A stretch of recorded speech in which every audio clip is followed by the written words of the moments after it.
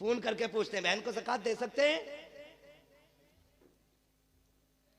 ये दिखाना चाह रहा मैं हमदर्द हूं बहन का। दे सकते हैं, लेकिन मैं पूछना चाहता हूं बहन को ज़कात ही क्यों दी जा रही है? बहन का हक तो बाप की जायदाद में था, क्या तूने वो दिया कि नहीं दिया? के पूरी जायदाद पे सांप बन के बैठ गया। जब बहन का घर टपकने लगा तू रोजी रमजान का इंतजार करता रहा, रमजान आएगा तब बहन को ज़कात के तौर पे पैसा दूंगा। उससे बहन छत पटवाएगी, क्या होगा तेरी इस दौलत को देने से? कौन सी नेकी पड़ेगी? चमासा आज है, बहन के बच्चे आज छत में टपकती हुई बैठे हुए हैं, तू पैसा देगा रमजान में जाकर के, तेरे ऐसे पैसे का फायदा क्या है? लेकिन तुझे इतनी मोहताज क्यों लगी कि सिर्फ ज़कात देने जा रहा है? और खुदा तौफीक दे कभी वो निकाल जो तूने बच्चों के लिए रखा है, जो तूने बीवी के लिए रखा है, लेकिन की गोद में जाके दे दे। कैसे ज़कात ना समझना, खैरात ना समझना, ये वो है जो मेरे बच्चों के लिए था। खुदा की कसम जब ये कह के देगा लेकिन मुस्कुराएगी, काबे वाला भी राजी हो जाएगा, मदीने वाला भी राजी हो जाएगा। सुभान अल्लाह, सुभान अल्लाह। लेकिन हमें गैरत ही नहीं आती। मौलाना फोन मत करियो अब दोबारा। ये कंडीशन सुने, अल्लाह को नाराज ना करना और कभी दौलत का घमंड नहीं करना। दौलत का घमंड मैंने पहले ही शेर पढ़ा था, हुए नाम वर्बे निशां कैसे कैसे, बेशक जमी खा गई आसमां, कैसे जोर से जमी खा गई आसमां, कैसे कैसे जमी खा गई आसमां, कैसे कैसे कैसे कैसे बड़े बड़े मिट्टी में चले गए, निशान तक नहीं है कब्र के। मेरे गांव का कब्रिस्तान खुद 2 मंजिल हो गया, बहुत जल्द वो 3 मंजिल बनेगा, इसलिए कि लोगों शहर वीरान हो रहे हैं और कब्रिस्तान आबाद होते जा रहे हैं। याद रखिएगा, अल्लाह को नाराज नहीं करना है। अगर वो नाराज हो गया ना तो वो इतना गिरा के मारेगा, कोई बचाने वाला नहीं मिलेगा। जी बेशक। ये जो मिजाज बना रखा ना, हम बुला लेंगे पीर साहब को अपने, नमाज पढ़ा देंगे, हम हैं पक्के जन्नती। पीर साहब की अपनी खतरे में। हाँ जी, वो हाथ हो गई, हाथ हजूर अब्बा मर गए, फिर नमाज जनाजा पढ़ाना। क्या ठीक है, मुझे ही पढ़ानी है? कहा तो कह रहा कुरान खानी होगी, तो क्या जी कह रहा तो फिर 25 कुरान हमारे लिख लियो। पता नहीं कुरान पढ़वाए गए कि 1 कुरान 2 कुरान 3 कुरान कह के 25 पूरे किए गए। और हमारी कौम इतनी बेवकूफ है, यकीन कर लेती 70 कुरान हजरत ने दिए। 70 कुरान है, तस्बीह के दाने नहीं। तुम हम और आप दूसरों के ऊपर क्यों कि हम एक बेटे को कुरान नहीं दे सकते? कि कोई पढ़े ना पढ़े, कम से कम मेरा अपना बेटा तो मेरी कब्र पे कुरान पढ़ने आएगा। बेशक। सुभान अल्लाह। अच्छे लोग शामिल हो जनाजे में, अच्छी बात है जी। नेक लोग जनाजे में शामिल हो जाएं, अच्छी बात है, क्योंकि फरमाया गया अगर जन्नती होगा पढ़ने वाला तो जिसकी पढ़ी जा रही है अल्लाह उसे जन्नती बना देगा। बेशक। सुभान। और अगर मरने वाला जन्नती है तो जो नमाज जनाजा पढ़ रहा है अल्लाह उस पढ़ने वाले को जन्नती बना देगा। बेशक। सुभान। ये तो दोनों हाथों में इधर लड्डू ही लड्डू है ना। लेकिन अपने बेटे को भी हाफिज बनाइए। मैं देखा है कई जगह है ना, 3 बच्चे दे दो, अब्बा की कब्र पे कुरान पढ़वाना। 3 बच्चे यार छप्पर डाल के बैठा देते, मदरसे के बच्चे। 3 दिन बच्चों ने कुरान पढ़ा, आए ना तो 1 जोड़ा दे दिया। यार यही बहुत है। हाँ हजरत, इतना बेकार वाला पहन लो तो खुजली, गर्मी में पहनो तो खुजाट, और जाड़े में पहनो तो नजला है, जाल झटका। ऐसे ला रहा सस्ते वाले और आके कह रहा अस्सलाम वालेकुम। वालेकुम सलाम भाई। 3 दिन कुरान पढ़वाया लगातार। अब्बा तो जन्नत में पहुंच गए होंगे ना। हाँ मेरे आगे से ही जा रहा, रास्ता निकल गया। कुछ करो यार। ये 6 बच्चे बैठे मेरे आगे, मैं इनके बापों से गुजारिश करूंगा, इन बच्चों से कह देना तुझे हमने काम के लिए नहीं पढ़ाया, तुझे हमने रोटी के लिए नहीं पढ़ाया, हमने तुझे अपनी कब्र के लिए पढ़ाया। बेशक। सुभान अल्लाह। आपको इनसे काम नहीं लेना है, आपको इनसे साफ कह देना है कि तुम्हें मैंने कब्र के लिए पढ़ाया है। अब कुरान वालों से भी कहना चाहता हूँ, अच्छी तरह जानते हो तुम्हारे बाप ने किस मेहनत के साथ तुम्हें पढ़ाया है, कितनी मशक्कतें उठाई है। तुम में से हर शख्स 200 300 500 कमा सकता था, लेकिन बाप ने कहा बेटे तेरे हिस्से की मजदूरी मैं करूंगा, तुझे कुरान नहीं छोड़ना है। उसने दोपहरी में मजदूरी की ताकि तू कुरान का कारी बन सके, सर्दी में जाता रहा मंडी ताकि तू कुरान पढ़ सके, रात को अंधेरे में आता रहा ताकि तू कुरान पढ़ता रहे। कुरान वालों मेरी गुजारिश है, जब बाप का आखिरी वक्त आ जाए और वह दुनिया से जाने लगे, उसकी कब्र पे दुनिया मिट्टी डाल के आएगी। कोई कहेगी बिरयानी ठंडी हो गई है, कोई कहेगा प्लेटें देखनी है, कोई कहेगा बैठने की जगह बनानी है। सब लौट के आते हो, तुम्हें लौट करके नहीं आना है, बल्कि बाप की कब्र पे बैठना है और उससे कहना मेरे बाप, मैं जानता हूं कि जब तक मैं पढ़ता रहा उस वक्त तक तुझे सुनने की फुर्सत न मिली, जब मैं पढ़ के लौटा तब मेरी ड्यूटी मदरसे में लग गई थी, फिर भी तू कमाने निकल गया। कभी मेरी जरूरतों ने मजदूर बनाया, कभी बहन की जवानी ने मजदूर बनाया, कभी खानदान की जरूरतों ने तुझे मंडी में ले जाके खड़ा किया। रात को थक के आया सो गया था, लेकिन कभी तुझे कुरान सुनने की फुर्सत न मिली। ए मेरे बाप, जिस कुरान को तूने शौक से पढ़ाया था आज तक तू न सुन सका, सुन आज तू भी फुर्सत से है, मैं भी फुर्सत से हूँ। अपने बाप की कब्र पे बैठना और उससे कहना बा तू फुर्सत से सुन, मैं तुझे फुर्सत से सुनाऊंगा। और कुरान वालों, अलहम्द के अलिफ से लेकर के वन्नास के सीन तक जब तक कुरान पूरा ना हो जाए बाप की कब्र से उठना नहीं। मेरा ईमान कहता है जनाजे में कोई भी आ जाए, 40 में कितने भी हो जाए, मगर खुदा की कसम अगर सगा बेटा बाप की कब्र पे बैठ के पूरा कुरान पढ़ेगा, अल्लाह कुरान मुकम्मल होने से पहले बाप की कब्र को जन्नत की क्यारी बना डाले। नारे तकबीर, नारे रिसालत, मसलके आला हजरत, फैजाने आला हजरत, जश्ने दस्तार बंदी, अजमत कुरान, नारे तकबीर, नारे रिसालत। ये कुरान वालों की ड्यूटी है।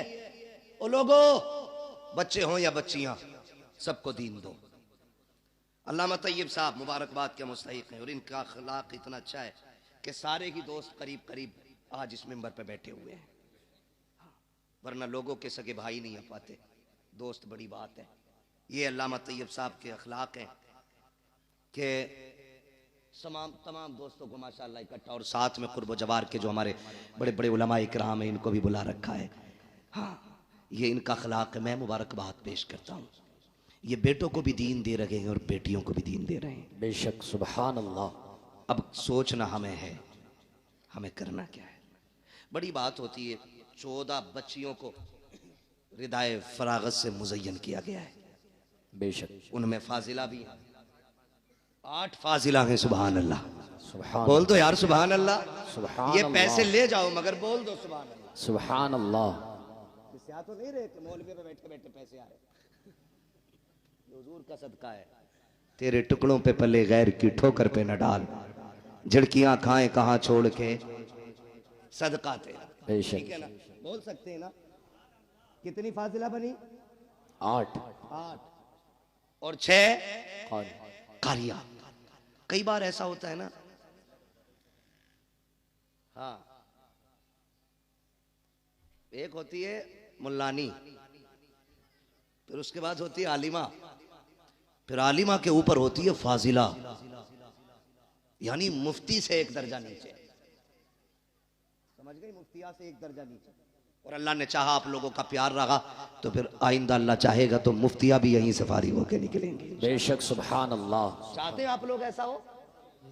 चाहते तो बोले यार सुभान अल्लाह। सुभान अल्लाह। ना बोलोगे 1 घंटा और बढ़ा दूंगा तकरीर।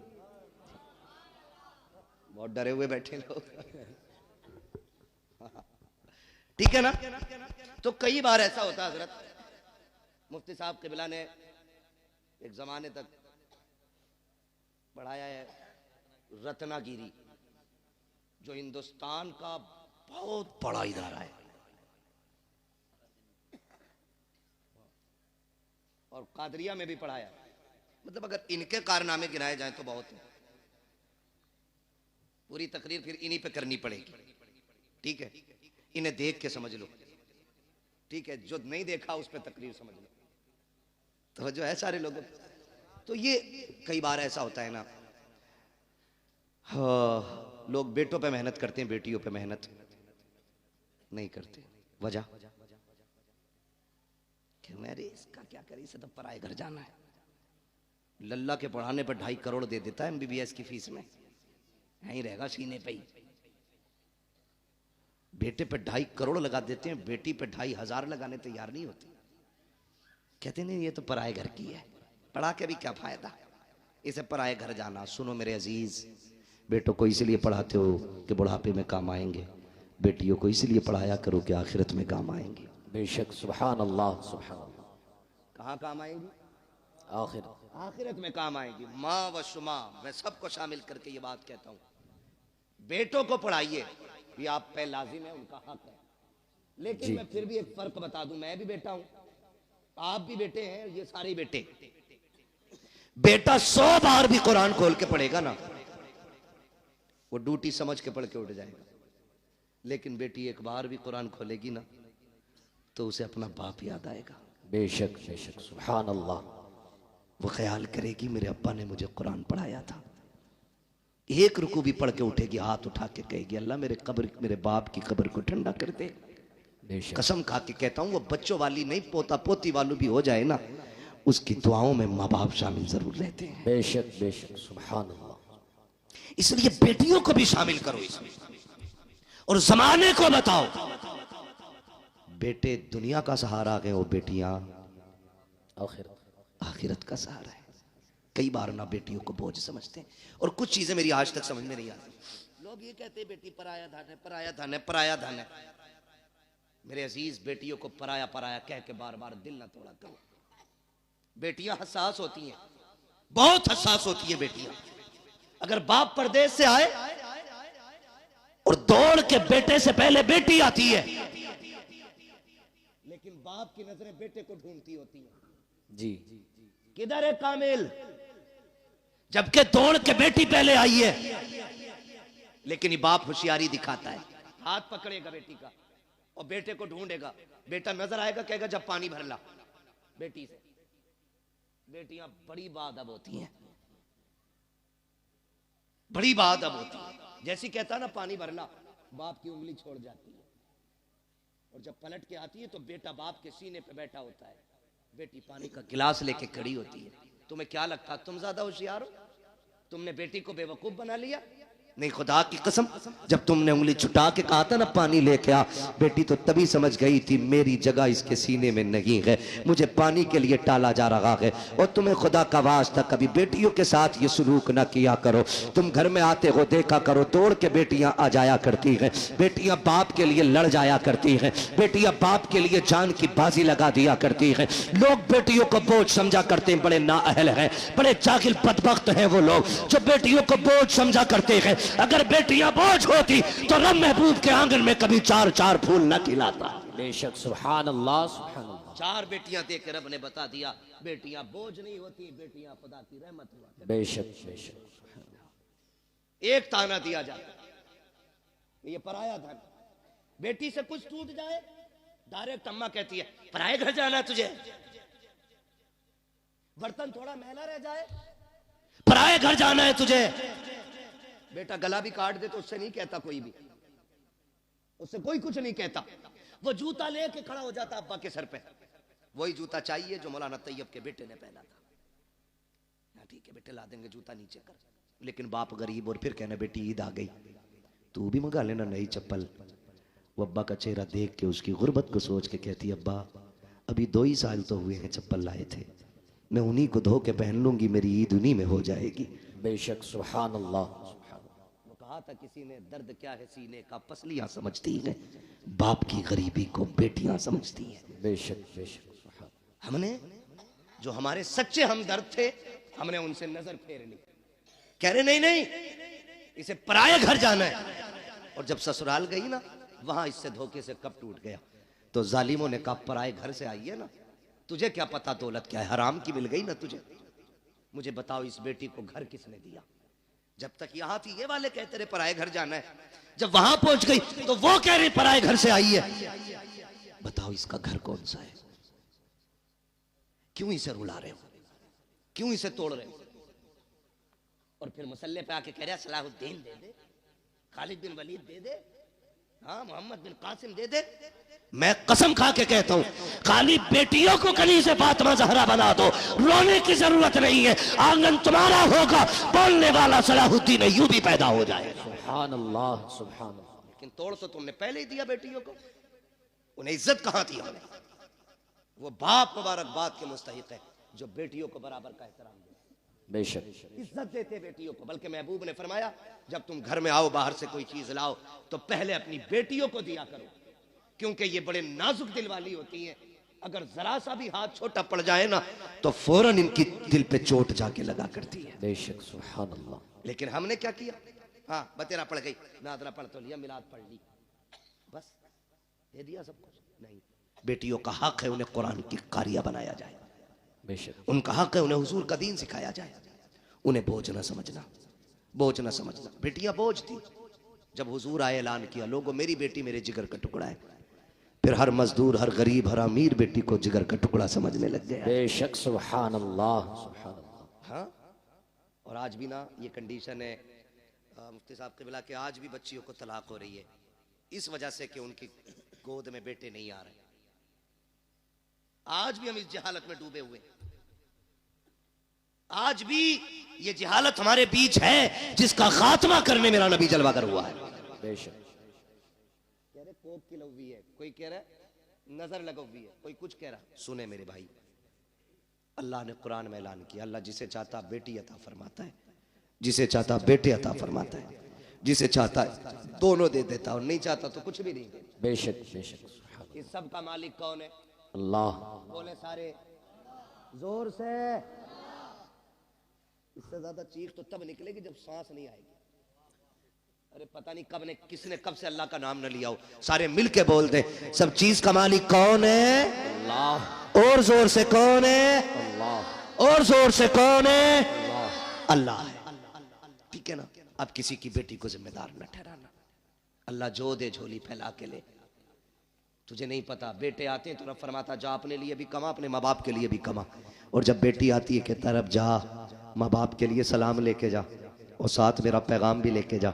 मालिक कौन सा पैगाम का? पहले सलाम कहना और फिर कहना परेशान ना होना, रब ने तुम्हारे रिस्क का भी जिम्मा ले लिया, आखिर तुम्हारे साथ मेरे रिस्क का भी जिम्मा ले लिया। बेशक, सुभान अल्लाह, सुभान अल्लाह। ठीक है ना जी? करेंगे इंशाल्लाह। इंशाल्लाह। पढ़ाएंगे, बेटियां भी पढ़ाएंगे, इंशाल्लाह। कब्र का इंतजाम करेंगे अपनी। अच्छा, जरूरी है कोई हमारे मरने के बाद हमारी कब्र पे सोने का ताज लगाएगा जाके? इनका बस चले तो तख्ते उठा के लाके सर्दियों में तापे उससे। क्या मिट्टी गिर गई, तख्ते किस काम के रहेंगे? लाओ ताप लो। सही कह रहा हूं। आपसे मेरी गुजारिश है, हम सब ऐसा काम कर जाएं कि कोई दुआ ना भी करे, हम कब्र में लेटे हों, रहमतों के झोंके कब्र में खिड़कियों के साथ आने जाने। बेशक, बेशक। ये कैसे होगा? ये इदारा चल रहा है, ये इदारा चल रहा है आपका, ये कुरान वाले पढ़ रहे हैं। अल्लाह करे आपका पैसा इनकी तालीम में लगे जी, इनके असातिज़ा की तनख्वाह में लगे। 8 लोग पढ़ाने वाले हैं। सुभान अल्लाह, सुभान अल्लाह, बोल दो यार सुभान अल्लाह। सुभान अल्लाह। 8 लोग पढ़ाने वाले, इतने सारे पढ़ने वाले। आप अगर ये चाहते हैं कि मरने के बाद सवाब कब्र में आए, तो कुरान वालों पे पैसा लगाइए। इन्होंने कुरान पढ़ा, ये हाफिज बने, आपने इनको 1 कप चाय पिला दी, कितनी? 2-2.5 लाख की आती है ना, बोला तो इस बारे नजारिया तुमसे। 1 कप चाय पिला दी, मैदान कयामत, नफसी नफसी का आलम, हिसाब किताब फाइनल, लाइनें सिर्फ 2 ही लगनी। कितनी? 2। बोले फिर चुप गए। कितनी लाइन है? 2। हाँ, अब के खड़ा कर लूंगा चुप वाले बंदे को, फिर उससे सुनूंगा मैं दुआए कुनूत। देखूं कौन नहीं बोलता है। कितनी लाइन है? 2। कितनी लाइनें लगनी? आप भी बोल सकते हैं कितनी? 2। 1 लाइन जन्नतियों की और 1 लाइन जहन्नमियों की। जन्नत वाली लाइन में खड़े होंगे ये कुरान वाले, जहन्नम वाली लाइन में आ गया हम जैसों का नंबर। फिर हम झांक झांक के देखेंगे कोई है बचाने वाला। अरे हाफिज जी, जी, हाफिज जी, हाँ पहचाना? नहीं, अरे मुझे नहीं पहचान रहे, जबकि उस मंजर से गुजर के आए। ये तो हाफिज जी है, माँ बच्चों को नहीं पहचानेगी। बहन भाई को नहीं, बाप बेटे को नहीं, मां बेटी को नहीं, जो एक दूसरे के लिए जान देते थे, एक दूसरे को पहचानने से इनकार करेंगे। अगर तुझे नहीं पहचानेंगे तो क्या बड़ी बात हो जाएगी? पहचाना नहीं, कहा कौन हो नहीं पता, कहा याद है खुशहालपुर में पढ़ने आए थे, तुम खड़े थे, मैंने आवाज दे के कहा था हाफिज जी आओ चाय पी ले, तुमने एक कप चाय पी थी, कहा हाँ याद आया, अरे आप है वो, कहा हाँ, कहा क्या बात है, कहा आज फंस गए हम, कहा फिर, कहा तुम अच्छी लाइन में हो, हम जहन्नम की लाइन में, कहा क्या, बोले आज एक कप चाय का बदला दे दो, एक गिलास पानी का बदला दे दो, मैंने वुजू कराया था उसका बदला दे दो। राशन बंटता है यहाँ कभी कभी?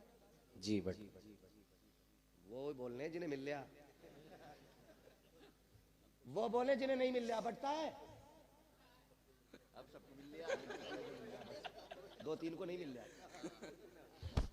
बंटता है ना। हमने देखा था जब राशन की लाइन होती है ना तो ऐसे लगे होते, ये मेरा नंबर है, एक कोनी दे कोनी, एक कोनी, जल्दी से मेरा तोल दो, है मुझे उस टॉपिक पे बात नहीं करनी है, ये कितना सही और कितना गलत, ये मेरा काम भी नहीं है, ना मेरी कुर्सी है और ना मेरा कुर्सी से मसला है, बस मैं आपको कुछ समझाना चाह रहा हूं।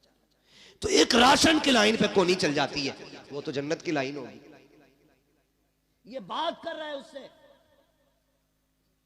जन्नती आगे वाले भाग के फटाक से जन्नत में, कहीं फिर ना पकड़ लिए जाए, लेकिन जहां ये खड़े होंगे वहां लाइन रुकी हुई है, पीछे वाले टेंशन में, चलो भाई क्या फिर से कोई हिसाब शुरू हो गया है, चलते क्यों नहीं, वो उधर शोर करेंगे, इधर रब फरमाएगा फरिश्तों पता करो ये जन्नतियों की लाइन कैसे रुक गई है, जबकि अल्लाह हर चीज को जानने वाला है, हर चीज का खालिक व मालिक है। फरिश्ते कहेंगे मालिक एक हाफिज कुरान है जो आगे नहीं जा रहा है, उसकी वजह से पूरी लाइन रुकी हुई है। रब फरमाएगा वो क्यों रुका हुआ है, कहा उसको किसी ने रोक रखा है, कहा किसने रोका है, कहा दुनिया में वो कह रहा कि उसने पानी पिलाया था, चाय पिलाई थी उसने, वजू के लिए पानी दे दिया था, ये एक बात को लेकर के खड़ा है, आज वो उसका बदला मांग रहा है। रब कहेगा जाओ मेरे कुरान वाले से पूछो वो क्या चाहता है, रब कहेगा पूछो ना जाकर के, कुरान वाला कहेगा मालिक मैं उस वक्त तक जन्नत नहीं जाऊंगा जब तक इसको साथ नहीं ले जाऊंगा। रब फरमाएगा मेरे कुरान वाले तूने कम मांगा है, ये एक की बात कर रहा है,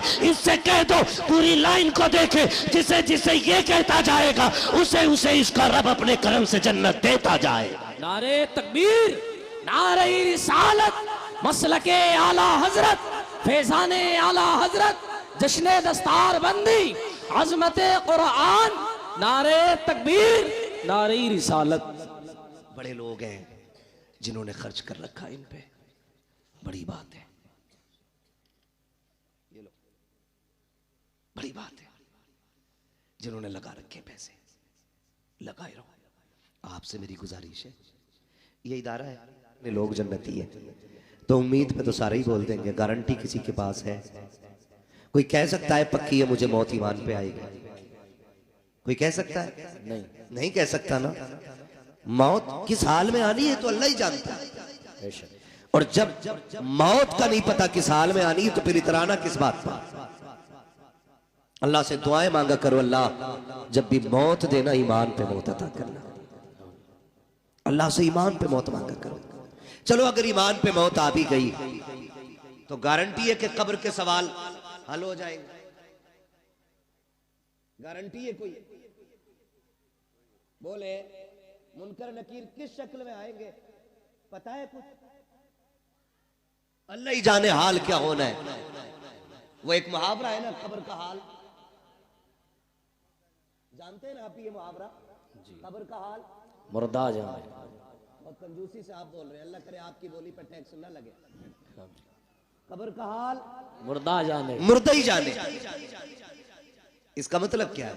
जो उस पर बीतती है उसी को खबर होती है, और अगर कब्र पार कर भी गए तो गारंटी है अमल बराबर गुजरेंगे, तराजू में गुनाह ज्यादा हो गए फिर क्या बनेगा, और अगर वो भी हो गया फिर पुल से रात है, फिर उससे कौन गुजरेगा?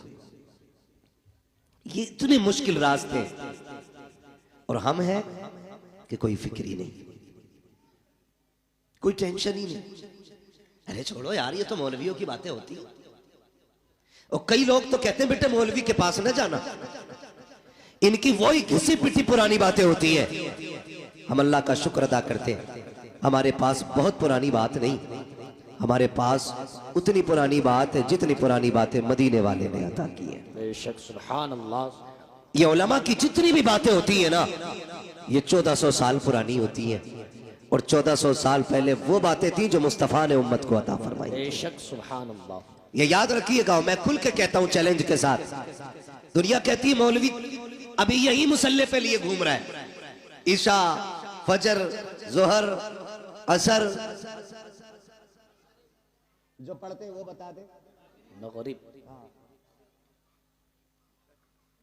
हो गई है ईशा, है ना। मैंने लास्ट कौन सा नाम लिया? इसका भाई थोड़ा सा इको कम करो, हल्का कम करो इको, और इसे आवाज दे सकते हैं तो दे। लास्ट मैंने क्या बोला? फजर, और उसके बाद मगरिब। लास्ट बोला था मैंने जाकर के, असर के बाद मगरिब। ये नमाज है। कहते हैं बस ये यही बताते, इनके पास और कुछ नहीं है। मैं कसम खा के कहता हूं ये हाल है हमारे। गुब्बारा फटा तो डर गए, है ना, और झंडे लहराएंगे हम जाके फला फला जगह जाके, है ना। थोड़ा हिम्मत से काम लो, जलसा है ये। यहाँ मौत भी आएगी तो इंशाल्लाह जन्नती मिलेगी। बेशक सुभान अल्लाह। और मैं कभी तैयब भाई जलसे में कोई सोता भी है ना, अफसर भाई उठाता ही नहीं मैं।